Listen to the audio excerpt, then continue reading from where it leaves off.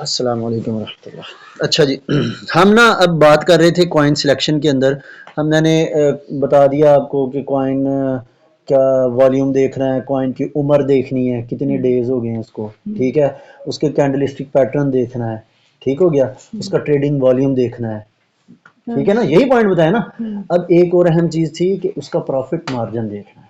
Buyer sellers का भी बता दिया कि मैंने उसके बायर सेलर्स की मिकदार को देखें, बायर सेलर्स में गैप को देखें, आपको अगर निकलना पड़े निकल सकेंगे, ठीक है। अच्छा, ये चीज़ें थी कॉइन सिलेक्शन में। और आखिरी एक चीज़ थी प्रॉफिट मार्जिन। प्रॉफिट मार्जिन की कैलकुलेशन पहले पता हो थोड़ी सी, जैसे मैंने अभी पिछले लेक्चर में बताई है कि sale price divided by by price, जितने पे बेचा है बेचना है डिवाइडेड बाय जितने पे खरीदा है, जो रेशो आएगी उसको ज़रब ज़रब दे देनी है जितनी की खरीदारी की है, तो वो आपको सेल रेवेन्यू दे देता है, जैसे मैंने पहले करके दिखाया था। ये वाला तरीका भी बता दो सादा सा ना जो। अब प्रॉफिट कैलकुलेशन पर दोबारा बात करते हैं कि ये देखिए, मैं कैलकुलेटर पे आ जाता हूँ ना। पहले तो मैं ना थोड़े से फिगर्स दिखा दूँ बल्कि, ताकि आपके थोड़े से जेहन में आए कि फिगर्स क्या चल रहे हैं। ये देखें, वी मिंट को देखते हैं, इसके प्राइस क्या चल रही है, 12,059, यही है ना, 0.0 को छोड़ दें, ठीक हो गया। जब आप sale price divided by by price करेंगे तो क्या ख्याल है, ऊपर और नीचे डिवाइड में ये जो पॉइंट है ये उड़ जाएगा, तो पीछे डिवाइड करेंगे पॉइंट उड़ जाएंगे ना दोनों, ठीक है। और फिर 12,000 और 12,000 के नीचे फिगर है ना, उनको डिवाइड कर देते हैं, समझ लगी, रेशो मिल जाती है।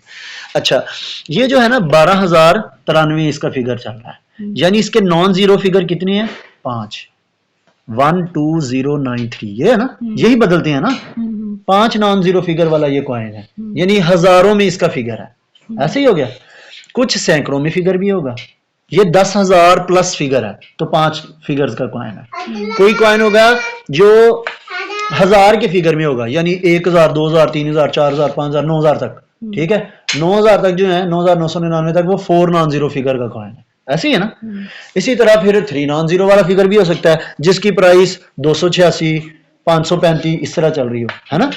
अच्छा, अब ये देखें, ये 4 नॉन जीरो फिगर है, टिप को देखें 2691, 4 नॉन जीरो फिगर है ना, ठीक है। ये अभी वैसे तो पाइथ भी 4 नॉन जीरो फिगर का, इधर अभी 395 नजर आ रहा है, ठीक है।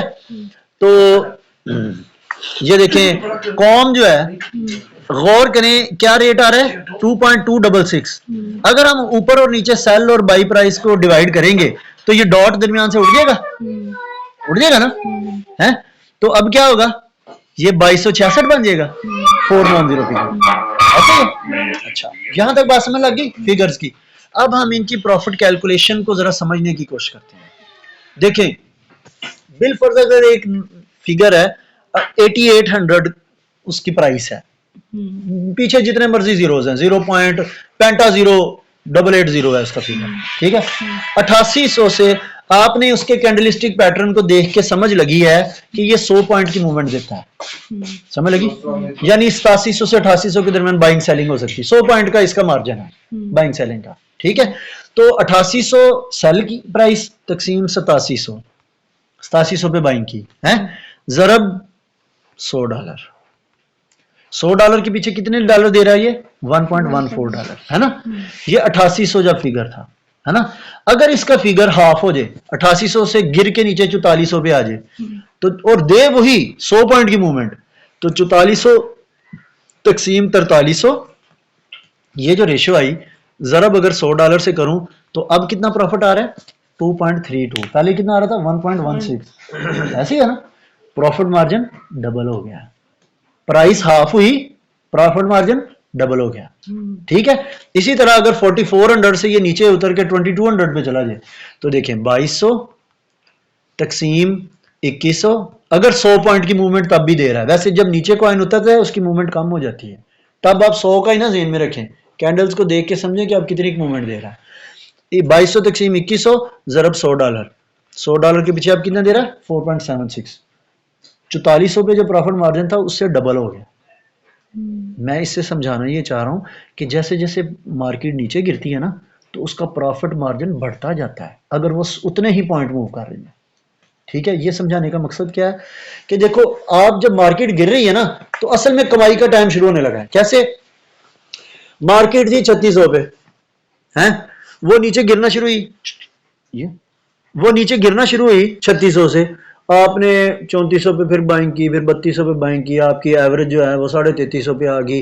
आपने 3350 एवरेज, आपको पता मार्केट गिरती जा रही है ना, 3350 की एवरेज है, आपने 3300 पर ही सारी निकाल दी लॉस में, ऐसी है ना, लॉस में निकाल दी। अब वो मार्केट जो 3300 से मजीद नीचे उतर के आ जाए 2800 पे, 2900 पे, कहां से चली थी? 3600 से चली थी ना, एक चौथाई नीचे गिर गई है ना, एक चौथाई उसका प्रॉफिट मार्जिन बढ़ गया है। अब अगर इजर भी 100 पॉइंट मूव कर रही है, आपको लॉस रिकवर करने में कितना टाइम लगना है? कम टाइम लगना है। क्या ख्याल है, जहां उधर आप 3500 से 3600 में जितना कमा रहे थे, उससे 1.25 सवा गुना ज्यादा आपने अब नीचे कमाना है। और अब वो इतना नीचे आ गई है, अब मजीद नीचे क्या जाना है, उसने रिकवरी भी तो लेनी है ना, हर वक्त गिरते तो नहीं रहना। अगर उस कॉइन में ये क्वालिटी है कि वो गिरती है तो उठती है, कॉइन सिलेक्शन का ये एक अहम पॉइंट है कि हमने कॉइन वो सिलेक्ट करना है कि जो अगर गिरता है तो फिर उठता भी है। उसकी आदत है कि अगर वो बड़ी डिप लगाता है फिर उठता भी है।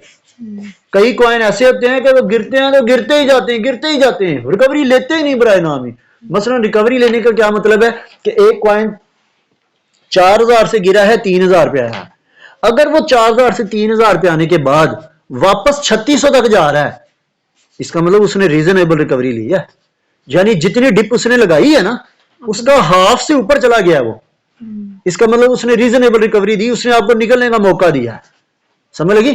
अब 3600 पे पहुंच के वो फिर दोबारा अगली डिप लगाता है, 2500 पे आ जाता है, 2500 पे आने के बाद वो दोबारा 3200 तक जाता है, इसका मतलब फिर उसने आपको निकलने का मौका दिया। मेरी बात समझ रहे, कि नीचे बाइंग करके एवरेज करके निकल जाओ। समझ लगी? इसका मतलब वो कॉइन, उस कॉइन में काम किया जा सकता है, ठीक है। लेकिन अगर एक